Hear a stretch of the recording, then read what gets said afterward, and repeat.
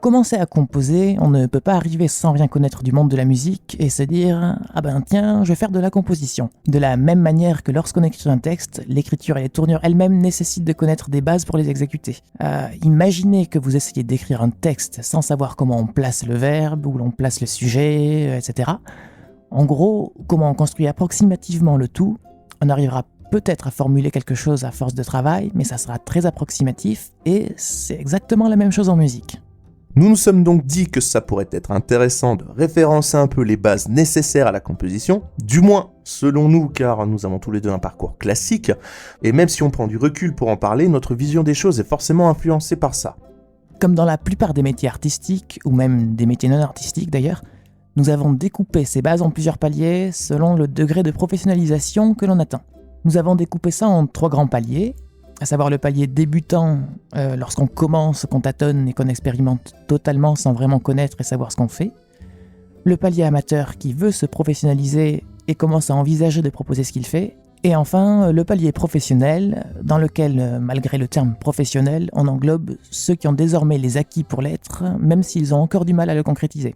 Alors, premier palier, le palier débutant, par lequel nous sommes tous passés. C'est un moment où l'on part de zéro en quelque sorte et où l'on tâtonne pour comprendre. C'est la phase « j'ai envie d'écrire un poème, mais j'ignore comment se construit une phrase et mes connaissances de l'alphabet sont catastrophiques ». Alors il faut savoir que c'est rare, on n'a pas dit que ça n'arrivait pas non plus, mais c'est rare que quelqu'un décide de s'amuser à faire de la composition sans n'avoir jamais eu de bagage musical au préalable. Ça peut être un interprète qui s'est formé en autodidacte, quelqu'un qui fait partie d'un groupe de rock ou autre, ou quelqu'un qui a une formation classique par exemple. Mais quelqu'un n'ayant jamais eu de rapport proche avec la musique, ça reste très rare. Et c'est quelqu'un qui sera beaucoup plus perdu dans ce qu'il faut faire qu'une personne s'étant déjà confrontée au milieu musical. Pour cette phase, il n'y a donc pas réellement de prérequis, mais juste du travail à fournir en cherchant à travailler son oreille, en écoutant ce qu'on entend pour s'essayer à comprendre les mécanismes de composition. Comme vous pouvez le voir, on est aussi passé par cette case débutant, et voici un tout petit extrait florilège de ce qu'on faisait à cette époque.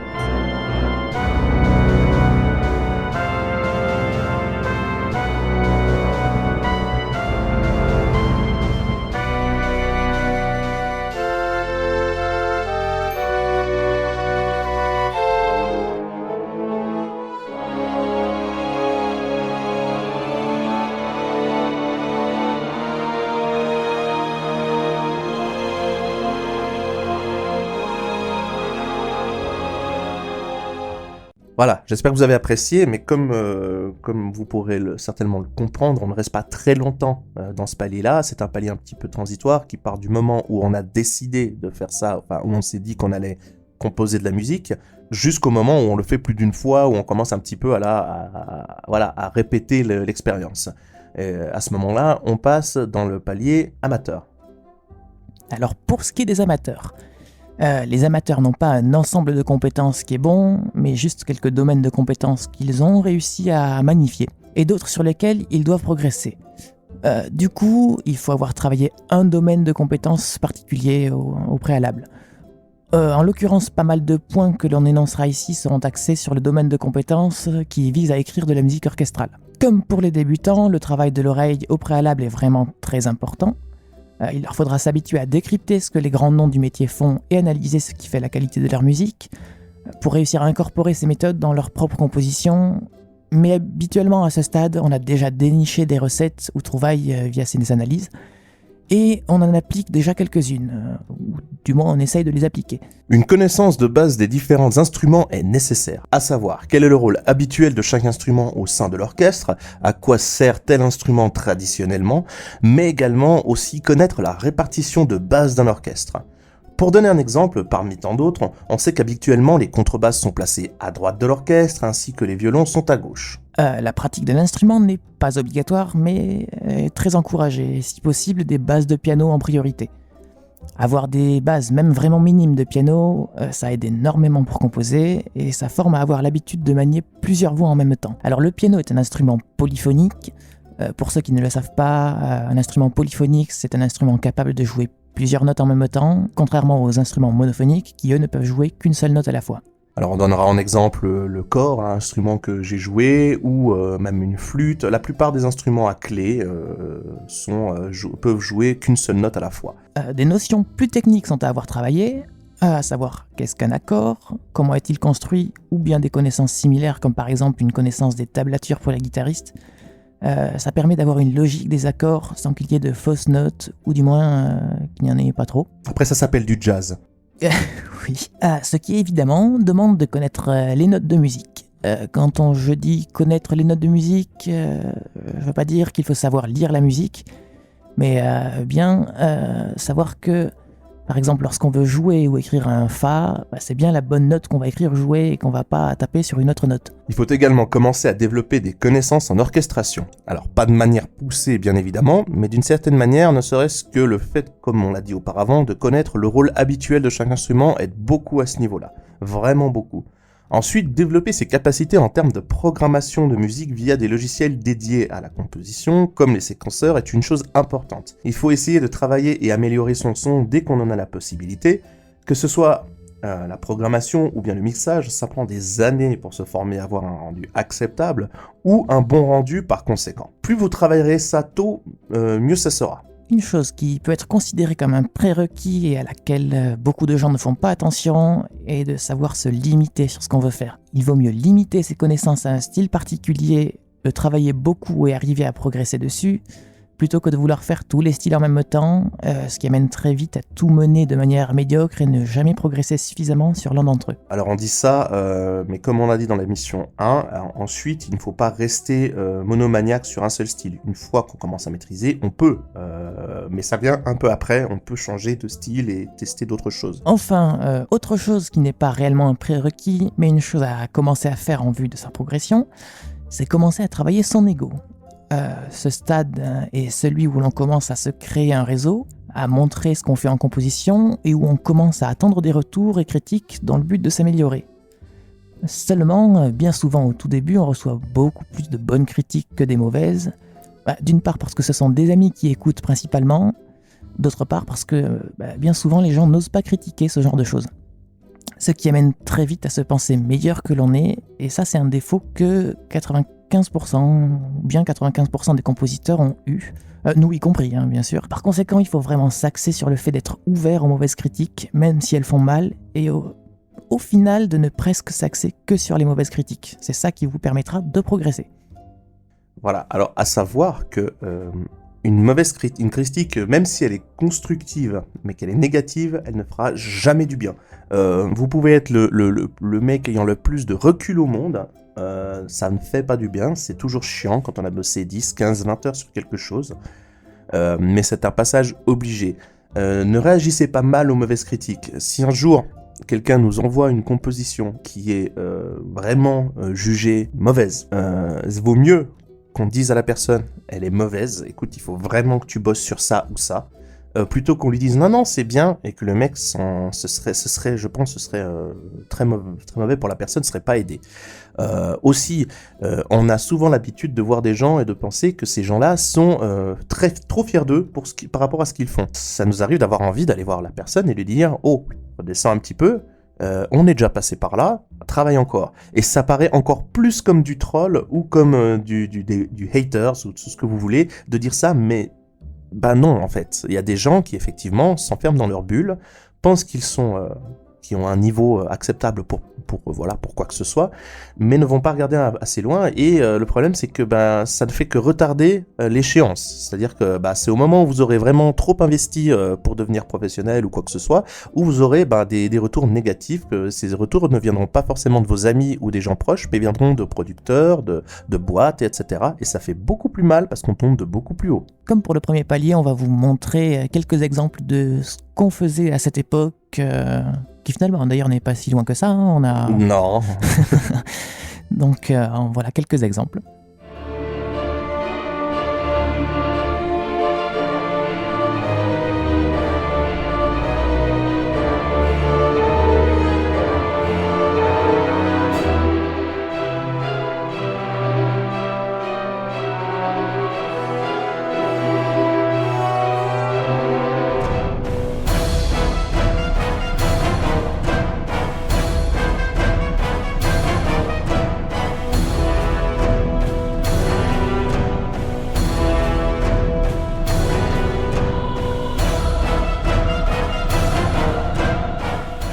Voilà, comme vous avez pu l'entendre, il y a déjà une évolution par rapport aux premiers extraits qu'on vous a montrés, sachant que ces extraits-là ne datent vraiment pas, comme l'a dit Jean-Gabriel, de très long.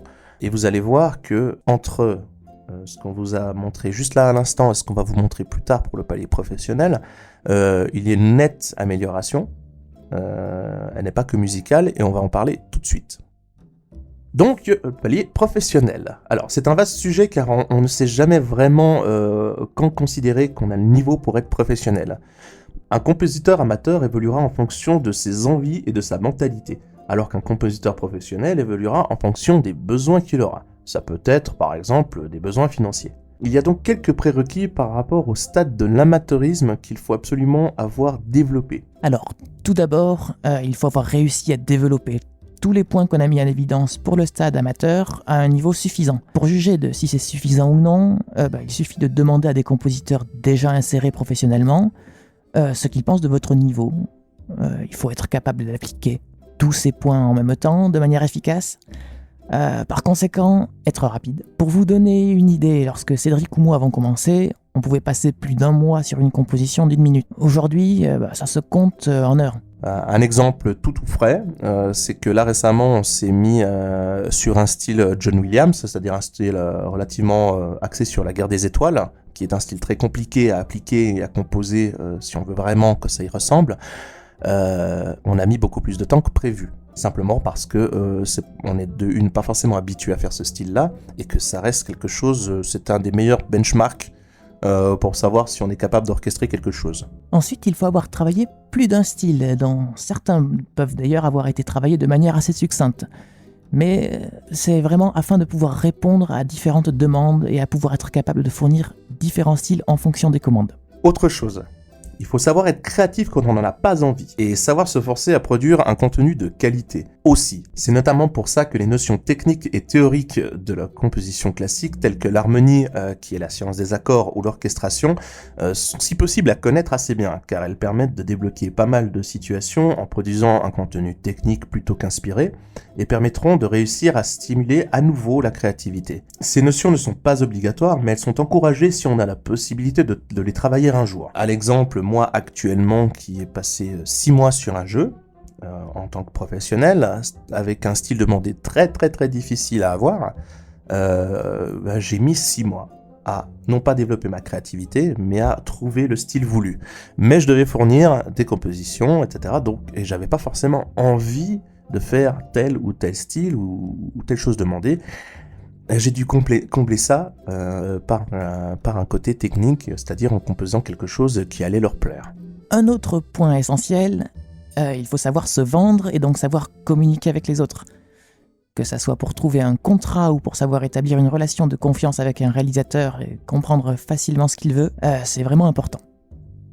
Pour ceux qui ont du mal socialement parlant, il n'y a pas de recette miracle, hein, il faut se forcer. Prendre des cours de théâtre pour être capable de jouer le personnage du compositeur qui sait se vendre lorsqu'on y est confronté peut être un bon moyen de se débloquer à ce niveau-là et d'affirmer sa vraie personnalité par la suite. Et pour terminer, un point qui n'est pas des moindres, et il faut avoir développé une très bonne gestion personnelle, tant dans son organisation de tous les jours qu'administrativement parlant. Alors ça c'est quelque chose que les gens ignorent la plupart du temps, ou quelque chose à quoi on n'accorde pas beaucoup d'importance. Alors que ça a facilement un bon 50% d'importance par rapport à tout le reste dont on vient de parler. On ne peut pas décemment se dire compositeur professionnel et donc accepter des contrats sans être capable de les honorer. À savoir que quand on nous demande, par exemple, en exemple là, j'ai 1 heure de musique à fournir pour un jeu vidéo, je dois être capable de prendre tout en considération, c'est-à-dire les demandes des développeurs, les demandes de la direction artistique, des demandes supplémentaires, des deadlines qui bougent, et je dois être capable de m'être organisé pour avoir les banques de sons qu'il faut, être capable aussi de subvenir à mes besoins entre-temps, c'est-à-dire que je vais pas attendre d'être payé 1 an après, sachant que souvent le salaire arrive après, je vais pas attendre comme ça et manger des pâtes toute la journée, tous les jours, et avoir une qualité de vie qui descend, alors que je dois produire une qualité de musique qui monte. C'est bête à dire, mais c'est quelque chose que j'ai expérimenté à un temps. Non. Ensuite, on n'a pas un seul contrat. Un seul contrat ne nourrira pas son homme, sauf si c'est effectivement le contrat du rêve américain où on touche tout de suite des millions, mais ça n'existe pas. Hein, ça n'existe pas quand on est professionnel tout jeune.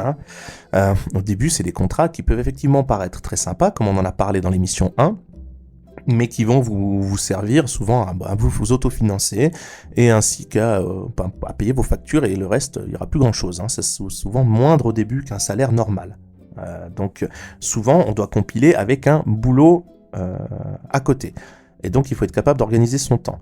À l'heure actuelle, en exemple, moi, je travaille 8 heures par jour, donc ce qui veut dire 10 heures, comptez 10 heures de votre temps hors de la maison où vous ne pouvez pas forcément composer. Vous rentrez, vous mangez, vous passez du temps un tout petit peu avec les gens, et ensuite vous devez travailler. C'est-à-dire qu'on arrive à des journées de entre 18 et 20 heures de temps de travail. Et il faut être capable, en ayant travaillé toute la journée, de composer encore et d'être aware, comme dirait l'ami Jean-Claude, à toutes les erreurs qu'on pourrait faire et à ne pas partir dans la facilité par fatigue ou par habitude. Et donc ça, il faut être capable de le faire en ayant justement, comme je l'ai dit, plusieurs contrats. À l'heure actuelle, je cumule plusieurs contrats, j'ai des projets, j'ai d'autres choses, Jean-Gabriel aussi. Rien que le compositoire qu'on est en train d'enregistrer en ce moment, c'est un projet qui prend du temps. On essaie de faire les choses quand même bien. Et tout ça, il faut être capable de le faire dans un laps de temps. Les journées ne dépassent pas 24 heures. On a tous des obligations et les gens ne se rendent pas compte. Vraiment, les gens autour de vous vont jamais se rendre compte que quand vous êtes chez vous, c'est pour travailler. Un autre exemple de gestion plus administrative sera par exemple le fait de devoir établir des contrats avec des instrumentistes ou ce genre de choses qui nécessitent de savoir comment se passent toutes les procédures juridiques, quel statut avoir en tant que compositeur, comment éditer des factures selon son statut.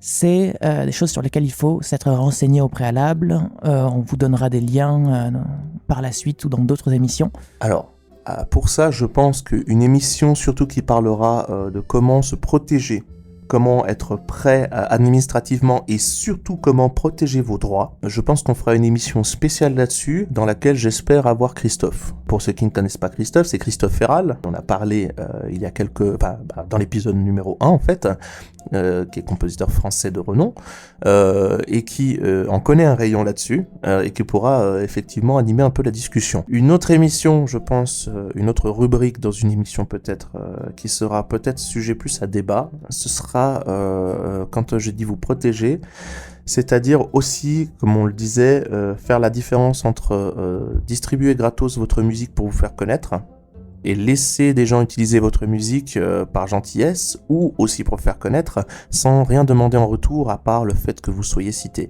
C'est bien, mais il faut vraiment être capable de discerner ce qui vous rapportera le plus. C'est bête, c'est peut-être, vous me direz, être un peu un requin ou quoi, mais ça marche comme ça. Il n'y a pas de gentil. Si on utilise votre musique et qu'on ne vous cite pas, si vous le remarquez, n'hésitez pas à aller dire à la personne, qu'elle soit connue ou pas.